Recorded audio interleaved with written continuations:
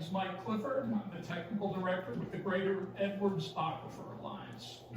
We are an environmental nonprofit organization that advocates for protection and preservation of the Edwards Aquifer, its springs, waterways, and watersheds. We are recommending against approval of the proposed Hayes Commons Mud Agreement and the Hayes Commons development as it's currently proposed by Milestone. Our objections are in three areas: lot size, impervious cover, and wastewater disposal. All three of these areas, as currently proposed by Milestone, are in violation of the Save Our Springs ordinance and will likely be strongly opposed by the City of Austin, Travis County, and Central Texas environmental groups, including ours.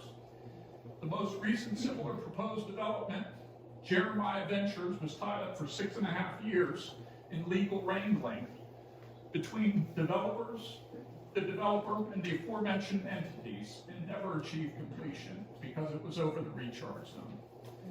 The reason I'm standing here now is to try to convince the City of Hayes not to follow a similar path as Jeremiah Ventures.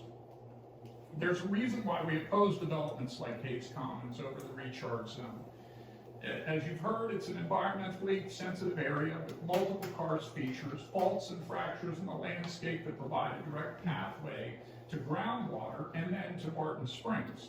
As you can see from the diagram that I've shared from you, that is a diagram showing the flow of water as it would enter in Little Bear Creek into the aquifer and onto Barton Springs. You can see everything kind of dead ends right at Barton Springs, and that's why there's so much concern over this proposed development as it's currently drawn up.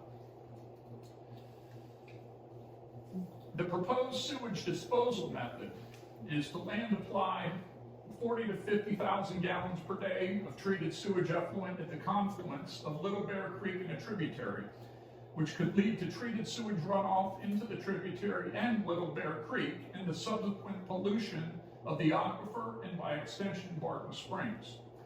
Numerous dye tracing studies have been done confirming this pathway from Little Bear Creek to the aquifer to Barton Springs. The main thing that needs to happen with this development right now is to slow down. The City of Hayes needn't rush to sign the mud agreement just because Milestone is pressuring to do so. First, the proposed 1/4 and 1/3 acre lot sizes need to be brought into compliance with the existing 1/2 acre Save Our Springs ordinance, if not the 1 acre Hayes City ordinance. Secondly, Milestone wants what appears to be at least 30% impervious cover based on the plat that we saw, which I understand was preliminary, but I also understand it has not changed significantly in that respect. That is double the 15% impervious cover limits in the SOS ordinance. Finally, the developer needs to employ green infrastructure to ensure that land applications of sewage effluent is sited and treated to ensure optimal water quality, and that all significant recharge features are protected by adequate buffer zones.